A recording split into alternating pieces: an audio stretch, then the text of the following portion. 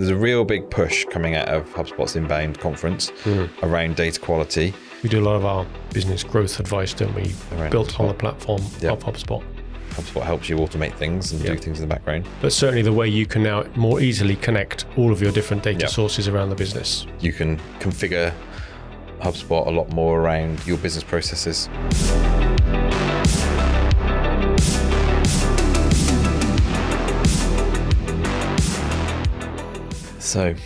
So that's always a good start. That's always a good start. I hear you've been doing a bit of modelling since we've last been on the podcast. Did you see something? Yes, I should have charged an appearance fee. You should do, yeah. Where did you see that? I haven't seen it, thankfully. You told me about it. Oh, I see. But I've just got the mental picture. Oh, that's all you need. I thought it'd actually come up on your feed, which would be more worrying that it was badged as me. Yes, I went to a wild swimming sauna in Scotland by a loch, where you go into one of these, what do they call it, outdoor sauna things, and then you jump in the loch to cool off. But they happen to have one of these buckets full of cold water with a rope attached that you pull and cover yourself in cold water.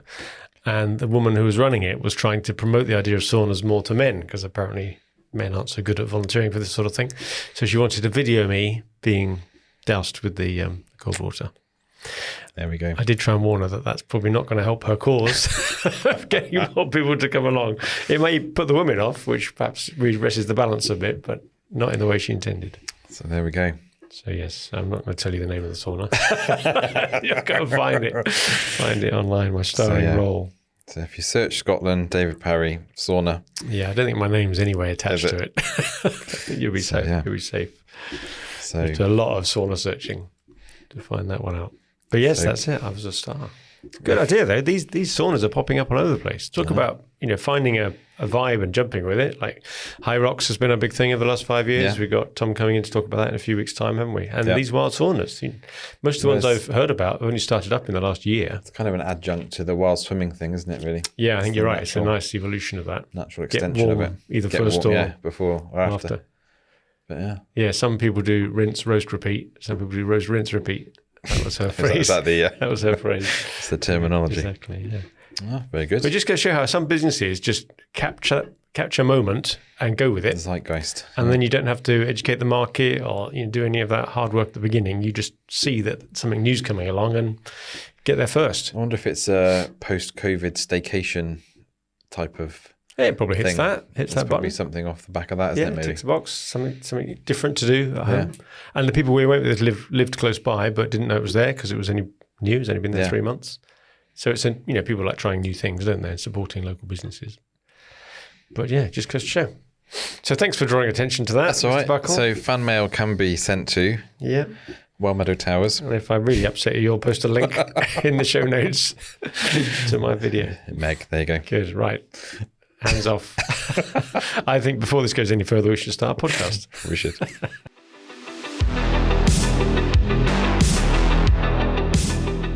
Hello and welcome to another episode of the SME Growth Podcast from Wellmeadow. Welcome back. We are up to episode 148. Would you believe it? We don't look old enough, do we, to have done so many? And we've had a number of guest episodes recently. So you and I haven't done a podcast together for about a month. About a month, yeah. I think we've had 3 guests on the trot, which meant that we also missed our 3rd anniversary week. That was one of the guests that I interviewed. It was on the week of the 3rd anniversary. Wow. That was back at the beginning of November. So happy 3rd birthday. Third I said birthday. cake or beer or something. Yeah. But we had neither. Beer cake.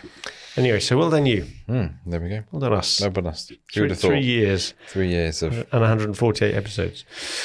So we bored our guests recently with a whole series of episodes around the Wellmeadow 6-box model, didn't we? We actually did 7 episodes out of the 6-box model. Buy 6, get 1 free. We did. And then we did some guests. So should we just review those for anybody that may have missed them? Yep. So 147 was Neil Ackroyd, and Neil came in to talk about, what's your business really worth? This myth that a lot of business owners think that there, or are led to believe maybe that their business is more valuable than perhaps it would be, and oftentimes difficult to find a buyer, and we've seen that a number of times. You mean there might be business owners out there that have received a letter saying your business is worth lots of money, contact us and we'll charge you to tell you that again. Yeah. So he was breaking down that myth and actually offering an alternative solution to that, which was quite interesting. So one to listen to. I'm looking forward to listening to that one. I haven't heard the recording of that yet. Looking forward to that. So that was last week, 147. Yep. One before that was 146, Angela Hodgson. Sorry, Angela. Now, I was fascinated by Angela's story. She had been very senior in Bentley Cars, head of global strategy and all that sort of stuff. A woman in a very toxic, male-dominated automotive world. And she'd had a burnout. She had a sort of breakdown burnout moment, and she was very, very frank about it. And she talked all about that in terms of the causes of it and the build-up and what happened in the event and how she recovered from it and what life is like now. And also how she's turned that into a business and advises others now to watch for it and helps companies and individuals alike. So, Angela came up with some fascinating insights on that. And she did some bonus content for us as well, which stay tuned, but we're looking for a way to distribute that. Disseminate that, yeah. Yeah. And then the week before Angela was Mike Jones, he of the beard. Of the beard. Now, you thought you had a beard. Mighty beard. Beard. You are such a beginner in beard beginner beard. Exactly. I could do a weekend stubble. You're weeks ahead of me. I felt very emasculated. He has spent years cultivating beard. Beautiful shaped beard. Something out of Lord of the Rings, isn't it? Yeah, it was ZZ Top or something. Yeah. Well, no, it was more coiffured than a ZZ Top beard. It was definitely shaped. Anyway, sculpted. Mike, fantastic beard. We love that. And he came in to talk about the psychology of a business owner. That was really good, especially around the difference between the way business owners think and the way they think other people think, which was quite good. So he talked about that. And he was pushing his book as well. Oh, he wasn't pushing his book. He had a book called Happy Business or something like that, and gave us a copy, and we referenced that on the show. And that was quite interesting as well, which in fact prompted some of the discussion we had about one of the podcasts coming up soon. Yep. Next week. Good. However, today we thought we would go back and talk a little bit about some recent updates to HubSpot. Now, people may not realize at that point we know something about HubSpot. Yeah. Our world is dominated a lot by HubSpot and our clients. We do a lot of our business growth advice, don't we? Built HubSpot. On the platform of HubSpot. It doesn't have to be. It's just our one of choice. I'm sure you could do lots of these things with other CRMs as well, but we've just alighted upon it over the last, 6 years or so? Yeah. Because we find it's the nicest one to use. Anyway, they are always coming up with how many new product releases? 200 were released. Really? Just in the recent batch in September? They announced at Inbound, their big conference, 200 product updates. And it doesn't really stop, to be honest. No, it's not just the once a year thing. It's every week new stuff. Lewis on our team, his job is to keep abreast of all of these changes. And that's almost more work than helping the clients that he helps. Yeah. It's a full-time job almost, just keeping on top of it all. And if you are a HubSpot user and you want to see some of this, just go into where, the menu where your name is, click on that and go down. You'll see it's a product updates. Click on that and you can see all of the various... All the betas you can sign up for. See what's going on. Like there is an awful lot. I think there's a roadmap in there as well, seeing what's coming. Yeah. So if you're into using the software and you're interested in the software side of things, that's interesting to see. But I wanted to cover today a bit more from the business owner's perspective. Should they be bothered? Loads of stuff's happening behind the scenes, which the software nuts will, like us, we know about how to do things that you couldn't do before. That's all great. But from a business point of view, what does it mean? Is it worth taking any more than a passing interest in this stuff? Yeah. So we thought we'd do a bit of a roundup. And we haven't done a HubSpot episode for quite some time. I hadn't actually checked when the last one was that we did, but it would probably be in the sub hundreds, the double digits. Might have been your dirty data one. Dirty data. That was back in 108 or something, wasn't it? Yeah, I can't remember. Yeah. So we haven't done a HubSpot one for a while, so we've let everybody off the hook. But there are some interesting things coming up. So what have you found then? You've done a bit of a trawl to try and, there's so many. How do you pick a few to talk about? But so maybe if we go through it in a slightly sort of quasi-systematic fashion. Oh, go on then. Here we go. So starting with the data. So there's a real big push coming out of HubSpot's Inbound conference around data quality, largely driven by the fact that AI, to be useful, needs to actually be feeding off All this unstructured data, but also just a coherent set of data. So if you've got, or even we've all been data. there with gaps in the data, things like we have missing addresses or missing emails, or we've got missing first name, doesn't mean emails. But we found that missing addresses was important because we're using this third-party postcard service only available in the UK, but it allows us to include postcard sending as part of our outbound sequences. So I think, and I've long been of the conviction that a lot of marketing campaigns and sales outreach gets hindered by poor quality data, and that not enough time is spent in businesses actually really thinking about the quality of the data. And if you've got that all nailed down, it does mean that you can spin up a campaign very, very quickly. Yeah, we talked about that a little bit, didn't we, in our nurture episode in box 4 of the model, saying that it's such a great asset that companies have, in theory, but they're not using it. But even so, you've got to get it good quality enough that you can use it. Otherwise, the idea of sending out an email or a postal campaign would be lost. Yeah. So, they did do a lot of focus on all that stuff. So how have they helped then? Have they come up with the new features that help do that? Well, what people might have once known as Operations Hub is now called Data Hub. Right. Which I suppose is a change in emphasis, maybe. Yeah, maybe so. Yeah. But I think they've added a couple of new things in them. They like the Data Studio. To help connect data and visualize the connections of data between different systems. Yeah. So they use an example that if you've connected it to your ERP system and production's running late on a job, then you can get notification to the deal owner or the company owner. So they don't have to go look for this stuff to get told by exception. I think it's back to that again. I think we've probably touched on this before about HubSpot not being thought of as a marketing automation platform, but more of an actual platform that your whole business should be. Yeah, that's their big push. They want rotating around. So from a business owner's point of view, forget whether the visualization of the data connections does it for you. Someone else, will appreciate that, but that may not be your thing. But certainly the way you can now more easily connect all of your different data sources around the business, whether that be your production system, your account system, maybe your HR system, although I wouldn't necessarily advocate that or see that as useful. And certainly all your marketing and sales, getting all that talking to one another. Yeah. I think as well, what that can then do is, like say, if you've got something going through production, it's going to be late, you could automate emails out of HubSpot. So you could use the marketing functionality of HubSpot and the branding and all of that good stuff to just keep customer messages on brand, just make sure they actually happen. Yeah. We've done projects in the past where people have wanted that, haven't they, to use the HubSpot marketing automation to just keep the customer contact going throughout a job, just as a tool. Most ERP systems don't really feature that, have that kind of functionality, do they? No, that's right. So there's lots of things you can do on that. I think the data quality bit on that has been beefed up, and you do need the pro level, which is going to put a lot of people off. But the fact that it can automate some of the fixes. So if it finds first name and last name are both put together in the first name box, then it'll automatically split them out. If it's got a missing postcode, it can sort it out. If it's got the address configured wrong or the time zone wrong, or maybe it's got M full stop as the first name, and all these little things that really trip you up when you come to do stuff with the data. It can solve all that stuff for number formatting. And that's a big one, actually. We've just done another exercise recently of integrating one of these VoIP phone systems into HubSpot, and it gets very pernickety about the format of the phone number. It's an exact search, so you've got to have that stuff done.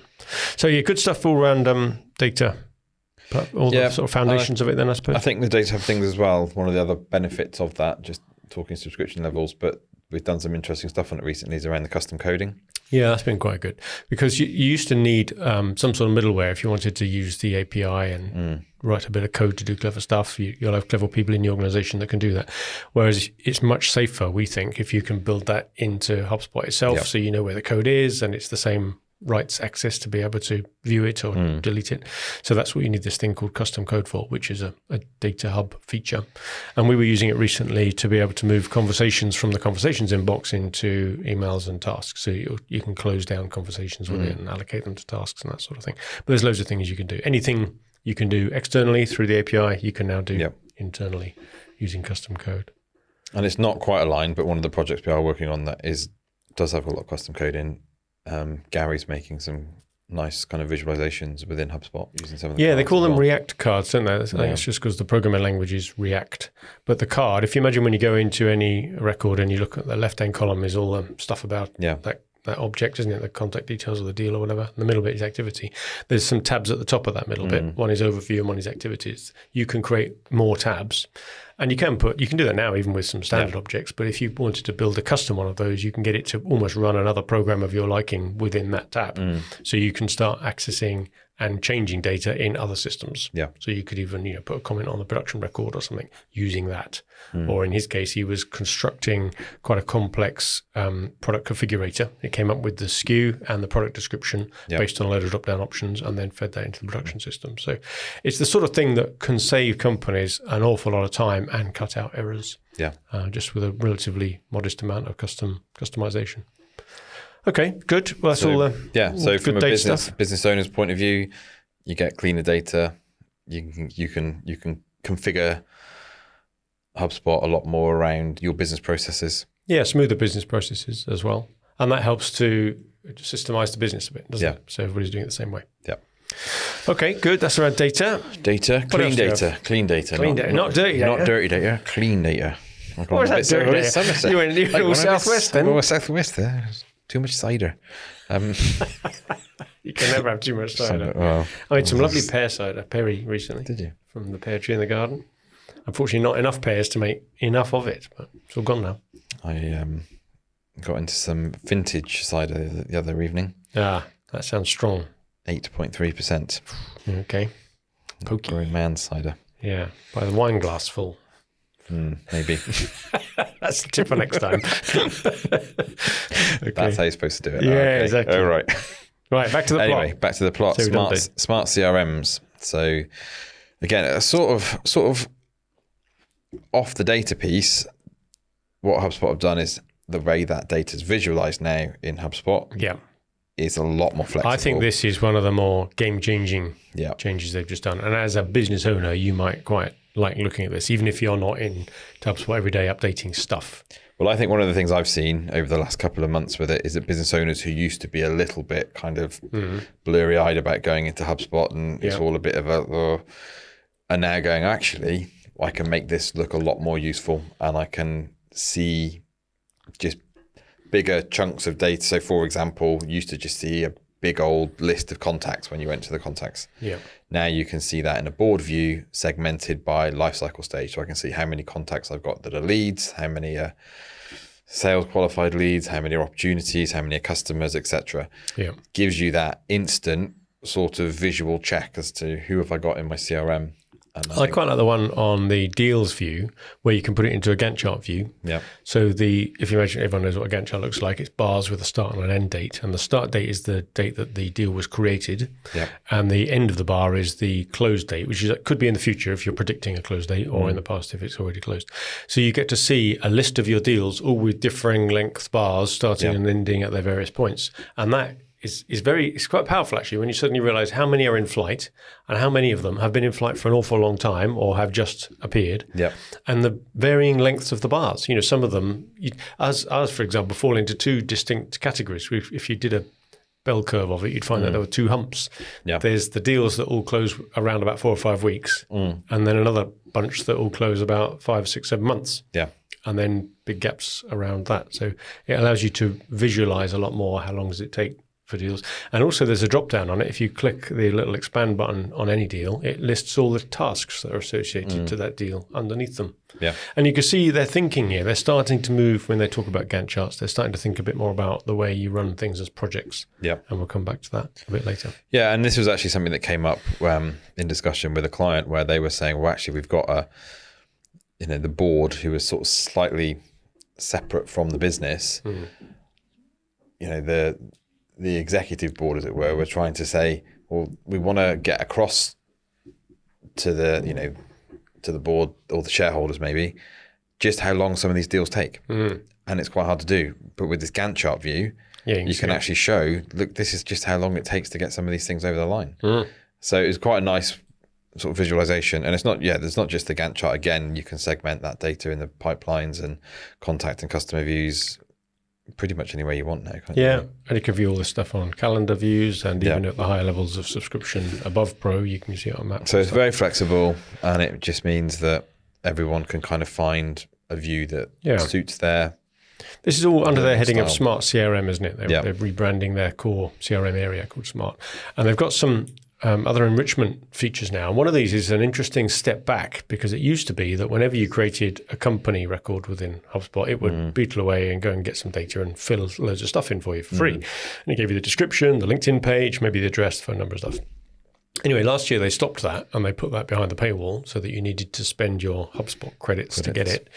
But they've reversed that decision, and now that's back to being free again. And it makes sense. Why wouldn't they want you just to have loads of data? Because then you're more likely to use it, right? Yeah.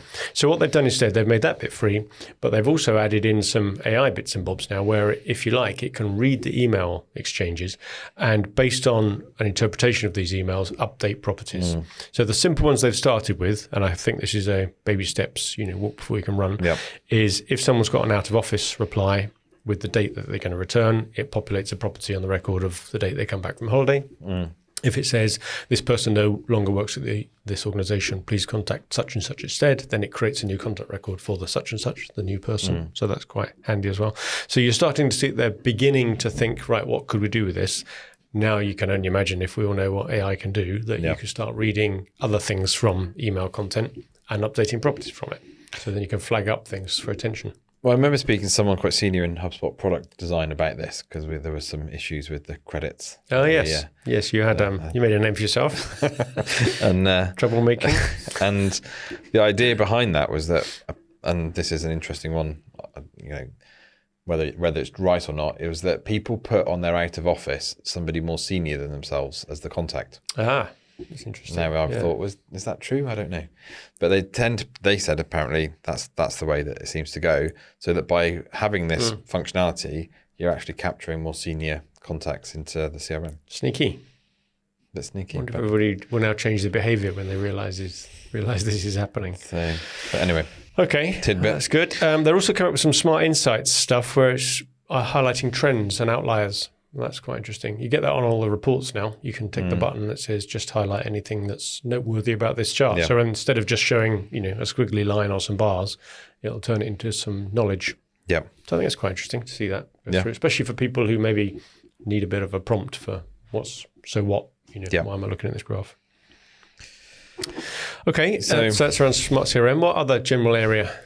So the AI agents and assistants are a big piece now. Well, we could spend all morning on this one. It's a massive area. And it's clearly a big push from HubSpot, isn't it? They're trying to show that with all of this unstructured data, the future of all of these systems is entirely in the realm of AI. And again, this is a little bit of a repositioning potentially for them, away from just automation, which is how it's always been framed. HubSpot helps you automate things and do things in the background. This is more like having an AI teammate. So you could almost view your HubSpot license as a quasi-employee. I think that's where they're trying to get to. You can see that's the way it's going. A good example of that, I was in a board meeting last month, and one of the sales directors asked me to create a report for them. He said, could you give me a report so that I can see of all of our sales guys, how well they are managing to keep in touch with all of the companies that they are owners of in face-to-face terms, not just emailing them or phoning them or having an online meeting, actually visiting the customers. And he said, can you give me a report for that? And I said, well, the data's already in there, but and I can do a report, and I'll get someone back at the office to do it, and we'll probably send it to you later today. But I said, while you're here, why don't you just go into the Breeze Assistant? He was familiar with going into HubSpot, so he was happy with that. On the right-hand side, almost like the chat anywhere else or the help, but you just go into the assistant, and I said, just ask that question again in text. So, they picked a salesperson's name. how often has Colin been in to see face-to-face customers, and how many hasn't he seen? Type that question, and within 10 seconds, come up with the answer.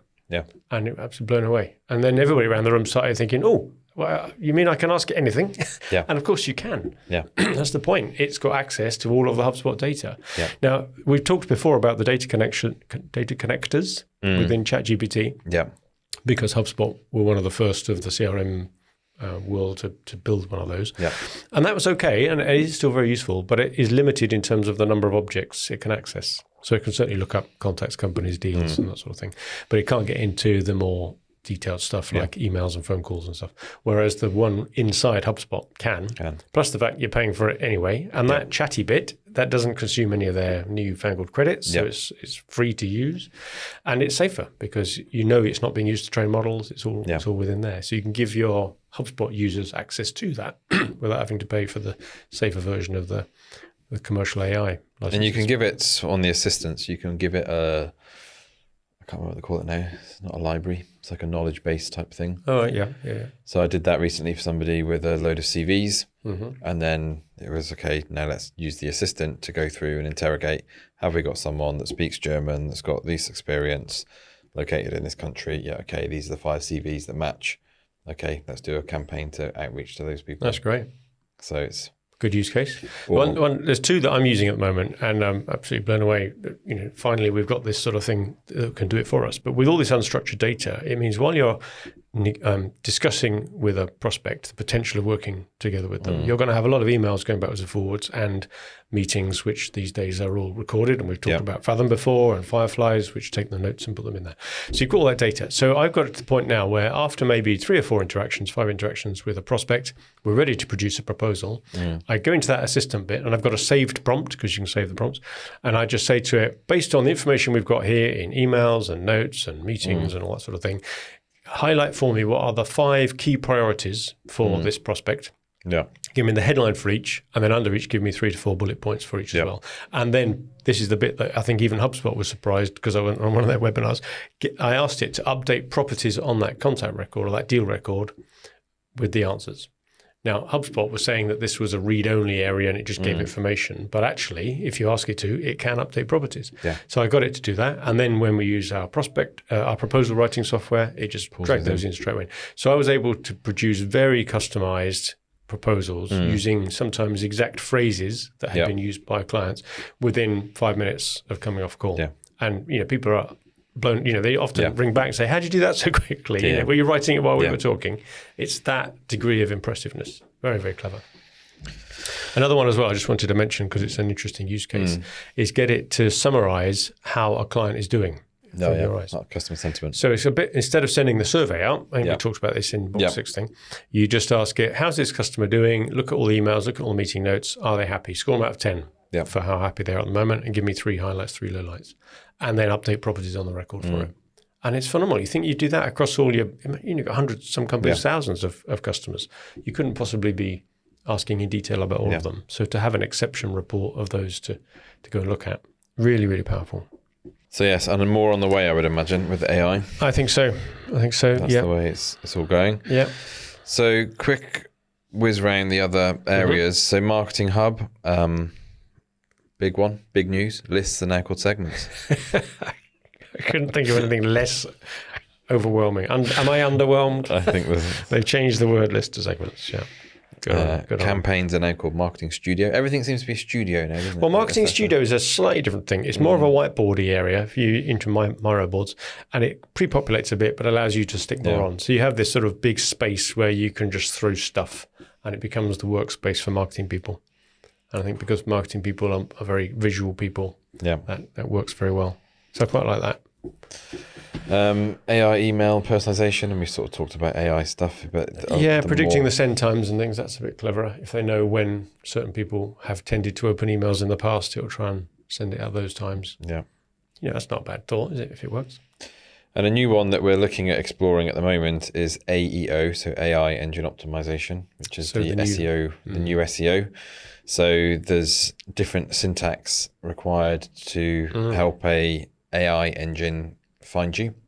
And so there's some clever bits in there around how you change, looking at your content on your page, how you change that so that it's more accessible for an AI engine.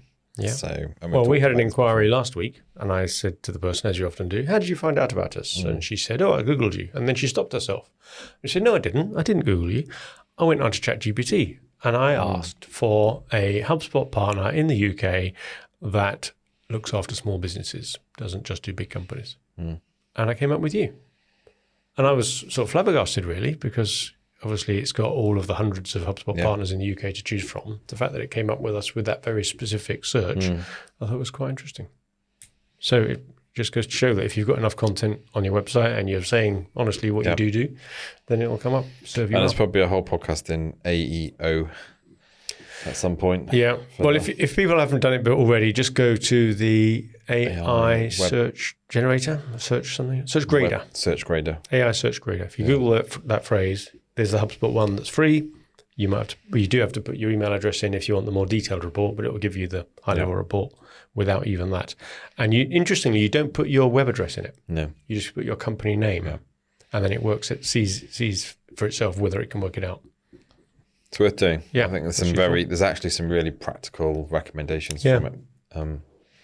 Now, on the sales side, they've done something. I'm not sure at the moment whether this isn't one step back in preparation for two steps forward. But the whole quoting piece has moved out of Sales Hub and moved across to this Commerce Hub that they've got, which I think is going to annoy some people who are used to using that. Now, to be fair, to manage the handover, if you've already used it in the past, you've still got it. They don't take it away from you. But any new customers now are going to have to do this through the new Commerce Hub. But the benefits of it are that they've slickened it all up to make it much more usable, and they're going to build more of a product configurator. Yeah. So a proper configure price quote process rather than just list a load of line items and bang a quote out. Yeah. So I think that's got the potential to get really quite complicated. For now, it's got volume breaks in it, which is quite interesting, and a few sort of clever bits around it.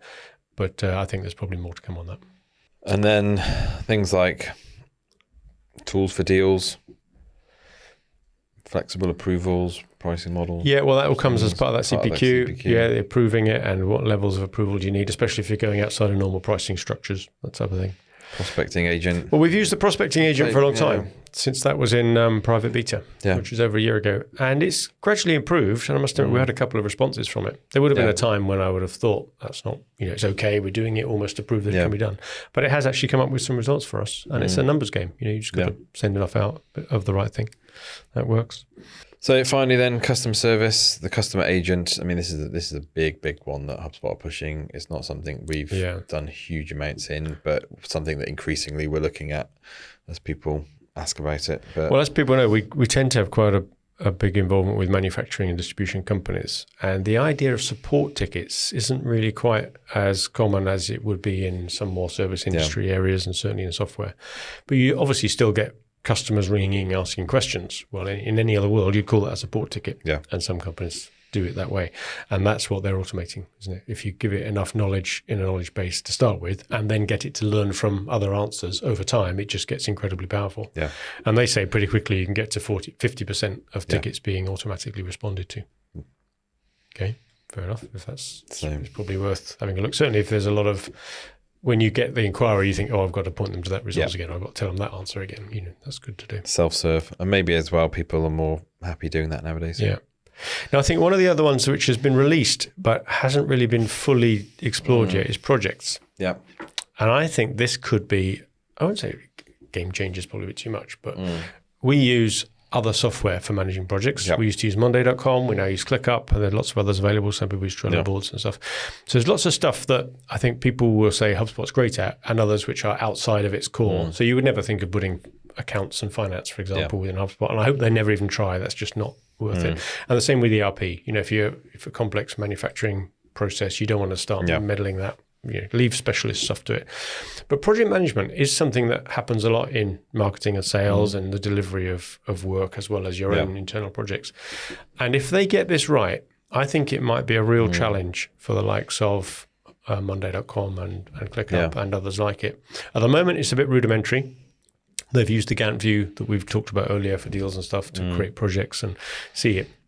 But if they can start having hierarchies of tasks, so you have subtasks and subtasks, that will start to be a bit powerful. They're already attaching the tasks they currently have now to projects. That'd be good. I think the one, if they do this, and I'm not sure if it's on their roadmap, but if they start putting time recording onto projects, then I think they're going to really cause I think they're still a bit constrained just by the way that HubSpot's just configured with that kind of left-hand panel, middle panel, right-hand panel, which works really well for the context and higher level kind of company associations, deals, that type of thing. I think they may be constrained a little bit in having to go down that road to fit in with, which doesn't necessarily lend itself to, when you've got something like ClickUp or something like that, where you've got that flexibility around notes and comments and things like that, that just feels a bit more intuitive than where they're going with it. But it's a different type of thing. It's a different way of thinking about things, I think, than you would. Yeah, I think you're right. It may be that they try and only serve basic needs around projects. But I think they could be onto something here, depending on how they implement it. Yeah. But the first of the releases is now available. You can now run projects at a high level anyway through HubSpot. But I don't think it's threatening Monday or ClickUp or others just yet, but it may do. No. But, okay, good. Well, I hope that's been a bit interesting. Like I say, we didn't want to turn it into a tech snore fest of all the techie bits that changed. I think for business owners, though, there are some really interesting points here that they should maybe at least go and have an explore at from the point of view of visualizing their business and challenging their teams to use some of these features more. Certainly if you can use it to add a lot more data, certainly around unstructured data, and then use it, then you could really leverage the effectiveness of all of your upfront stuff, marketing and sales. And your point earlier about creating almost another employee out of this, the AI employee. How? If they get you to name it. Yeah. Can you name your car? Has your car interface got a space where you can give it a name? Well, I always name my cars. I haven't actually named my most recent one, but... Didn't you have Optimus Prime as your... I had Audimus Prime. Audimus Prime. And then it was Audimus Subprime because the engine blew up. Then I think I had the Dark Knight. And then Greta was the Jag because it was eco. When but you got angry. your electric. But then you don't like that one. So maybe they'll let us do that in HubSpot. Give it a name. Give it a personality. Yeah. Yeah, okay. There we go. Good. Well, thanks a lot for listening to another episode of the SME Growth Podcast from Wellmeadow. Pass on the word to anybody you know in your company or in other companies, or even just someone you're chatting to in the pub. And thanks again for sharing the word up to episode 148. Next week, we'll be talking a bit about growing a company and whether to or not. To scale or not to scale question. So come back for episode 149 for that. And in the meantime, good luck with your business.